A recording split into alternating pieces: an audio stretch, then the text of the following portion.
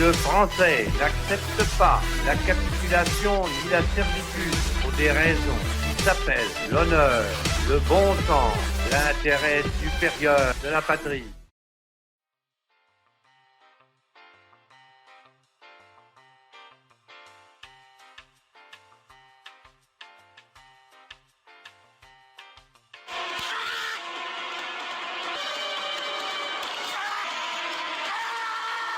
En 2011, un brave homme a eu la très bonne idée de lancer le slip, avec pour ambition principale de défendre et promouvoir le Made in France dans le domaine du textile et de la mode. En bon patriote, j'ai moi-même voulu saluer l'audace et la pertinence de cette ambition salutaire en mettant la main à la poche. Je suis en effet client du slip, et voilà maintenant plusieurs années que je paye mes caleçons la peau du cul mais avec le sourire aux lèvres, parce qu'ainsi j'achète français et j'en suis fier. Mais ça, c'était avant. Ça ne veut pas dire que j'ai perdu l'habitude d'acheter français autant que possible ou que je n'en tire plus de fierté. Ça veut tout simplement dire que je suis un ancien client du slip. Pourquoi ? Eh bien parce que le patriotisme économique sur lequel repose cette entreprise, et grâce auquel elle cherche à séduire, semble ne pas avoir grand-chose en commun avec un patriotisme authentique et entier, c'est-à-dire celui que j'avais en tête quand j'ai décidé d'acheter chez eux. Non, la version qu'ils semblent eux avoir du patriotisme, c'est la version tronquée et aseptisée par le progrès, c'est la version appauvrie et dénaturée mais validée par les belles âmes, c'est le patriotisme mais purgé de tout ce qui pourrait sentir un peu fort le cassoulet et le pinard, c'est le patriotisme tout mou et bien gentil qui n'assume pas vraiment sa patrie et qui n'aura pas honte de réduire cette dernière à un vulgaire outil marketing.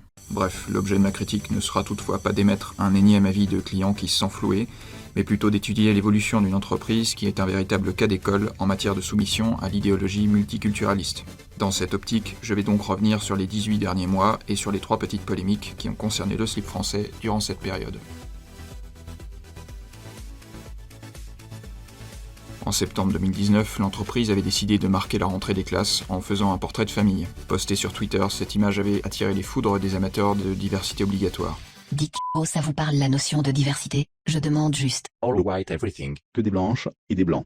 Vous êtes tous et toutes blancs blancheux. 50 nuances de blanc. Quelques dizaines de débiles au maximum pour s'indigner qu'une entreprise française soit composée d'un personnel blanc, trop blanc. Il n'en a pourtant pas fallu plus à la marque pour qu'elle s'aligne sur cette vision des choses. Bonjour, merci pour vos commentaires. Vous avez raison, il n'y a pas beaucoup de diversité dans l'équipe. C'est un constat, et on aimerait que cela change. Nous recherchons de nouveaux slipistes chaque mois. Rendez-vous sur notre page pour rejoindre l'équipe du slip. J'ignore s'ils sont parvenus à recruter une personne de couleur pour sa couleur, afin d'avoir droit à la rédemption. D'ailleurs, il en fallait davantage pour qu'ils puissent espérer être lavés de leurs péchés. Rien ne va dans votre communication. Que des personnes blanches, valides et sveltes. Nia nia nia nia et le différentiel de nudité bien genré. Bref, supprime. Si ce n'est pas assez clair, voilà le type de candidat idéal. Bien grosse, assez en tout cas pour en faire un handicap, reste à croiser les doigts pour qu'elle soit transgenre et végane de préférence. Une personne aussi formidable, ce serait parfait pour obtenir le label tant désiré d'entreprise du bien. Bref, on continue. Pour rappel, une polémique de plus grande ampleur cette fois a été lancée à partir d'une soirée privée à laquelle 2 salariés du slip ont participé, une soirée africaine selon le thème qu'ils avaient choisi. Bonsoir la communauté. Alors pendant que ça mijote au four et que j'aimerais avoir 10 sur 10 sur l'accueil, je vais chercher mes convives à la gare. Alors évidemment c'est une évidence mais je préfère tout de même le préciser. Il n'y a absolument aucun propos raciste dans les stories de ce soir. Et viva l'Africa! J'en peux plus de...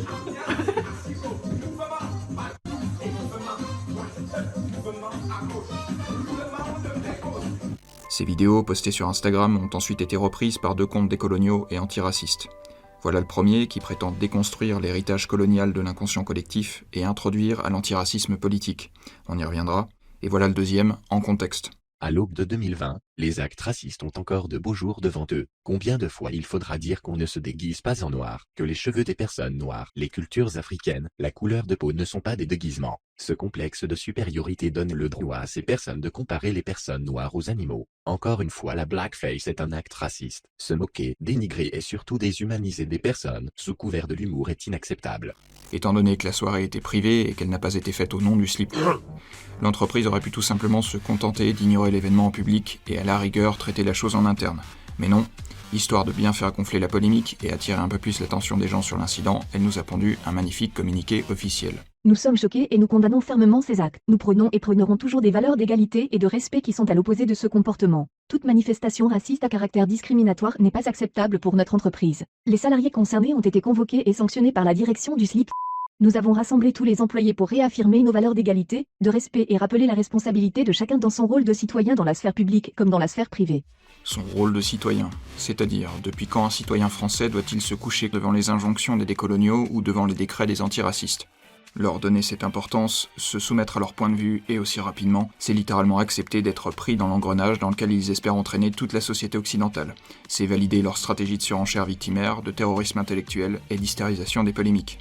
Mon Dieu, une femme blanche qui imite et caricature une femme noire. Quelle horreur insoutenable, quelle immondice atroce. Vite, crions, hurlons au racisme. Dieu merci, on ne réagit pas encore comme ça quand les Français se foutent de la gueule des Belges ou les Belges de celle des Français. Ni quand littéralement le monde entier se fout de la gueule des Français parce qu'ils se sont rendus en 1940. Ni quand les personnes de couleur taquinent les blancs parce qu'ils supportent moins ce qui est épicé ou pimenté. Ouais d'accord, mais quand même, là il compare les personnes noires aux animaux. Je pensais que c'était l'inverse, mais je dois être un sale raciste si je pense sans difficulté à un singe en voyant ses séquences, et non à une personne de couleur. Faut-il rappeler qu'il y a effectivement des singes en Afrique, comme les gorilles, les chimpanzés ou les bonobos, et quand on pense à un animal africain, on peut tout à fait penser en premier lieu à un singe, d'autant plus si on cherche à l'imiter. Étant donné que le singe est l'animal le plus proche de l'homme génétiquement et morphologiquement, ce sera nettement plus simple qu'avec une girafe, un éléphant ou un lion. Mais enfin, ce simple bon sens n'est rien en face de l'omniprésente obsession raciale et de la nécessaire traque au racisme que nous imposent les vertueux décoloniaux. Et il faut bien évidemment inscrire les déguisements de singes à la liste des nouvelles choses interdites par la sainte cancel culture. Parce que putain, c'est forcément suspect et raciste. Bref, comment le communiqué évoqué plus haut a-t-il été reçu par ces mêmes décoloniaux? A-t-il apaisé leur colère, leur ressentiment, leur soif si légitime de vengeance? Voici donc la réaction de la société Slip. Dans le communiqué, il est évoqué que des sanctions ont été appliquées aux employés mis en cause dans ces actes racistes et négrophobes. Quelles sont-elles exactement? Un simple rappel à l'ordre. Il faut une réponse ferme en adéquation avec l'indignation suscitée sur les réseaux sociaux, à la hauteur de la gravité des faits. Il faut en 2020 faire évoluer la justice, la faire appliquer. John Galliano avait été licencié par The Orb pour faute grave caractérisée, pour des propos racistes et antisémites tenus dans la sphère privée, et il avait perdu son recours au prud'homme. Il est possible pour l'entreprise de prononcer une mise à pied à titre conservatoire qui sera nécessairement à effet immédiat, et pour une durée indéterminée. La mise à pied conservatoire est adoptée dans le cadre d'une procédure disciplinaire, probablement un licenciement pour faute grave ou lourde. Ces actes tombent sous le coup de l'article 624 du Code pénal relatif à l'injure non publique commise envers un groupe de personnes en raison de leur origine. Et d'après la Cour de cassation, gna gna gna gna paye un peu ton procès Instagrammé PTDR mais putain gna gna gna, ce qui ici est le cas. Maintenant à l'entreprise d'avoir le courage de se positionner réellement et de joindre la parole aux actes. Licenciement, courage, stop hypocrisie, racisme, justice. Et non, manque de bol, la soumission de l'entreprise n'a pas suffi pour apaiser leur colère. Au contraire, quand on baisse son slip une première fois devant ce genre d'individus, on ne fait que leur donner le bâton pour se faire taper dessus une deuxième fois. Et bien sûr, ils ne se sont pas arrêtés en si bon chemin. Quand on tient une entreprise aussi docile entre ses griffes, il faut en profiter. Lui mettre la pression en parodiant un procès et en commandant même à la justice ce qu'elle doit être et ce qu'elle doit faire. Et bah oui, tant qu'on y est, tiens. Tout ça n'est pas sérieux, ça n'est pas raisonnable. Voilà. Donc, il faut revenir à la raison. Coïncidence ou non, le slip a effectivement mis à pied à titre conservatoire les deux employés concernés et son président n'a pas manqué de s'en féliciter dans les médias. Après la publication de la vidéo sur un premier compte le 1er janvier, on a réagi tout de suite, a expliqué Guillaume. Dans un contexte où les choses vont très vite, on fait de notre mieux pour être très ferme. On notera ici au passage que ce genre de réaction prompte et mécanique relève de plus en plus d'un réflexe quasi pavlovien, déclenché aisément et à volonté par la menace d'être confronté à une accusation de racisme. Et la promptitude de cette réaction ordinaire ne l'empêche en rien de s'inscrire en profondeur et dans la durée. Au contraire. Ce genre de comportement n'a pas sa place dans notre équipe et dans notre démarche, ça n'est pas nos valeurs, a-t-il poursuivi indiquant envisager de mettre en place un programme de sensibilisation sur ces sujets-là. Se coucher ne suffit pas, faut-il encore se rouler par terre et ramper. Ce programme a été confirmé quelque temps après par une communication de l'entreprise. Suite aux événements de janvier que nous avons lourdement condamnés, nous avons mis en place des temps de discussion en interne sur ces sujets, sur les biais cognitifs liés au racisme ainsi que des cellules psychologiques. Nous avons pour cela été accompagnés par des associations impliquées depuis des années dans ces combats. On ne peut affirmer avec certitude quelles sont ces associations, mais on ne risquera pas grand-chose en affirmant qu'elles sont très probablement les associations habituelles qui promeuvent les théories décoloniales et antiracistes. C'est-à-dire que dans ce cas, la boucle serait bouclée avec la technique du pompier pyromane. Des antiracistes mettent le feu aux poudres et d'autres antiracistes viennent ensuite au secours des victimes de l'incendie en jouant le rôle du sauveur bienveillant. Magnifique, chapeau bas. Remarquable coup. Remarquable coup. Et ces imbéciles tombent dans le panneau. Et on aura bien compris ce que signifient en réalité ces programmes de sensibilisation sur les biais cognitifs liés au racisme. Pour sortir un moment de leur jargon et en parlant dans un français plus explicite, ça veut dire faire appel à des militants bénévoles ou professionnels pour rééduquer des personnes blanches après les avoir fait crouler sous un sentiment de culpabilité directe ou indirecte. Ça veut dire les déconstruire pour qu'ils aient le moins possible d'amour-propre et de dignité, afin de les rendre tout disposés à obéir sagement. Sur les sujets de diversité, on avance en essayant de faire les choses bien. C'est un bon tout ça, bon tout. Nous avons commencé par diversifier nos plateformes de recrutement. Ensuite, nous travaillons depuis 6 mois avec des acteurs référents de la diversité et de l'inclusion, et construisons ensemble un programme d'égalité des chances dans les startups qui verra le jour dans les mois à venir. Bon, il rampe un peu plus loin, et puis c'est toujours la même chanson. Diversité, inclusion, égalité des chances, tous ces mots magiques grâce auxquels on peut être accepté dans le club des gens bien. Mais attention, voilà une surprise qui fera taire ma mauvaise langue. Merci cependant de ne pas faire d'amalgame entre le comportement de 2 personnes dans un cadre privé, et 115 personnes d'une entreprise. Gros sursaut d'orgueil après plusieurs semaines à s'être fait rouler dessus, stupéfiant. C'est bien le premier truc qu'ils auraient dû dire dès leur communiqué officiel. Mais non, en tant qu'entreprise, il a fallu qu'ils se rallient d'abord à la meute adverse pour attaquer leurs propres salariés. Bref, signé Clémentine. Merci, chère Clémentine, pour toute cette prose, et un grand bravo pour tes efforts. Que dire d'autre ? Eh bien qu'il faut saluer la victoire des décoloniaux. Carton plein pour eux, qui ne pourra que les encourager à essayer de reproduire la même chose avec d'autres entreprises ou individus. Ils ont l'habitude d'ailleurs d'aller dénicher du racisme partout où ils le peuvent, quitte à l'inventer là où il n'y en a pas. C'est leur spécialité avec le concept qu'ils ont tiré et dérivé du blackface, c'est-à-dire l'acte de se grimer le visage en noir quand on est blanc. Cette pratique pouvait en effet avoir une motivation raciste au 19e et 20e siècle outre-Atlantique, mais rien de véritablement comparable en France, d'autant plus dans la société actuelle dans laquelle on peut se teindre le visage en noir sans avoir la moindre idée raciste derrière la tête. Peu importe, ce qui était une pratique spécifique à l'origine sert aujourd'hui de base pour un outil permettant de charger des blancs en les accusant à tort de racisme. Plusieurs célébrités ont été prises en flagrant délit de blackface, comme Antoine Griezmann en 2017 ou Justin Trudeau dont une photo datant de 2001 a refait surface. On extrapole ainsi un acte dénué de racisme pour en fabriquer une sorte de péché, ou même carrément un délit, que les délateurs décoloniaux pourront ainsi employer pour s'arroger le droit de demander à ceux qui n'ont pas encore eu la chance d'être inféodés à leur bullshit, de s'éduquer, de s'excuser et de se corriger.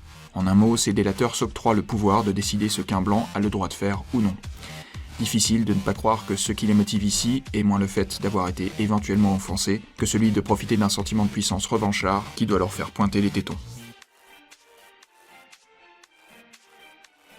Un peu plus de 12 mois après cette polémique, le Slip a annoncé avec fierté avoir lancé un partenariat avec la Nomade, qui, selon ses propres termes, agit pour la revalorisation et l'insertion professionnelle des artisans migrants. Difficile aussi, quand on est un méchant, de ne pas voir dans cette manœuvre une énième pirouette censée certifier l'appartenance de l'entreprise au camp des gentils. Quoi qu'il en soit, le Slip s'est engagé à soutenir financièrement l'association, avec pour objectif, comme elle l'annonce elle-même, de enrichir le secteur textile en plein renouveau par l'apport des compétences des couturiers réfugiés et migrants, et leur transmettre les savoir-faire des ateliers français. On se demande qui bénéficie le plus des compétences de l'autre, mais bon, c'est un détail. Alors pour la petite histoire, Guillaume a reçu une demande de stage pour nos couturiers. Quand on s'est rencontrés avec ses équipes, on a eu envie d'agir ensemble pour la filière textile, vers un modèle qui soit plus durable, humain et ouvert. On fait en sorte d'installer des migrants en France, donc pas de doute, c'est durable, humain et ouvert. Hélas, ce beau discours n'a pas séduit les gens vilains, qui n'ont d'ailleurs pas caché leur mécontentement sur les réseaux sociaux. Le super vilain Damien Rieu est même allé jusqu'à poser une question scandaleuse à propos de ce beau partenariat. Surtout ne dites à personne que l'entreprise Le Slip vient d'annoncer reverser 5% de ses ventes à une association pro-migrants. Pourquoi ne pas plutôt les reverser aux familles des victimes de l'attentat de Nice ou de Romans-sur-Isère commis par des migrants ? Fort heureusement, cette fois-ci, le Slip ne s'est pas laissé faire et a retrouvé tout son courage pour tenir tête au super vilain.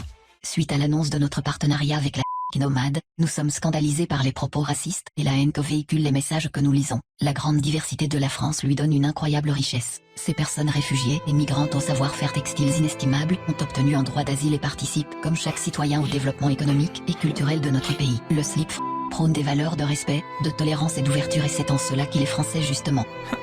Ah ouais, quelle belle réponse. Je suis tellement ému. Non, je déconne, c'est toujours les mêmes pensifs bien pensants à la con qui nous sont servis depuis trop longtemps. Comme d'habitude, eux c'est les gentils, ils aiment les migrants, ils sont tolérants et ouverts, et ceux qui ne pensent pas comme eux sont des méchants qui professent la haine et la xénophobie. C'est mal de ne pas voir d'un bon œil un partenariat avec une association dont le nom lui-même incarne et promeut le sans-frontiérisme, avec une association dont l'orientation métapolitique ne laisse déjà que peu de doutes à la base, et qui est confirmée par ses publications sur Facebook, qui la rattache indubitablement au courant décolonial et indigéniste. Le problème, n'en déplaise aux gentils, c'est qu'il est tout à fait légitime de ne pas adhérer à ces mouvements politiques. Et comme l'a dit à très juste titre la responsable de l'association, et aujourd'hui, le consommateur ne choisit plus juste un produit, il choisit aussi des marques qui s'engagent pour faire bouger le monde et aussi le rendre meilleur. Mais selon le point de vue du consommateur. Donc pour le dire plus justement, le consommateur a tendance à choisir des entreprises qui partagent les mêmes valeurs que lui. Voilà entre autres pourquoi, tout simplement, des clients peuvent se détourner du slip. Pas besoin qu'ils soient de viles créatures haineuses, il suffit juste qu'ils ne parviennent plus à associer leur patriotisme comme leur envie d'acheter français à une entreprise qui semble prendre plaisir à être devenue le joujou des décoloniaux. Et les pubs n'y changeront rien. Le slip, une fabrication 100% française. Vous voulez changer le monde? Commencez par changer de slip. Eh bien, comme des millions de Français, avant de vouloir changer le monde, j'ai surtout l'envie brûlante de retrouver une France où les Français sont souverains. Une France dans laquelle ils ne sont pas tenus de faire des courbettes devant ceux-là même qui méprisent ses racines, qui détestent son histoire et qui haïssent sa grandeur. Par contre, oui, du coup, je vais certainement changer de slip. Bref, pour terminer sur une note positive et donner une alternative aux patriotes qui désirent acheter des vêtements made in France, je vais vous montrer une marque lancée par une équipe de jeunes gens qui préfèrent mettre à l'honneur leur patrie et leur civilisation avec fierté. Cette marque, c'est Kalos. Elle propose pour l'instant des t-shirts, des polos et des sweats, mais aussi des crop tops pour la jeune féminine. Elle met ainsi à disposition plus de 30 modèles brodés différents, avec des références liées à l'art, à l'histoire et à la culture, ou exaltant des valeurs comme la tradition, l'honneur et la virilité. Au-delà de ce choix considérable, vous avez aussi la possibilité de personnaliser les broderies présentes sur les manches. Bref, je vous invite à aller faire un petit tour sur leur site, dont le lien est également disponible en description. Je peux attester de la qualité de leurs produits, étant donné que j'ai pu personnellement les tester. Pour ceux qui en veulent la preuve et qui n'ont pas peur d'entrevoir le visage du maléfique chenapan qui se cache derrière RDZ, la voilà.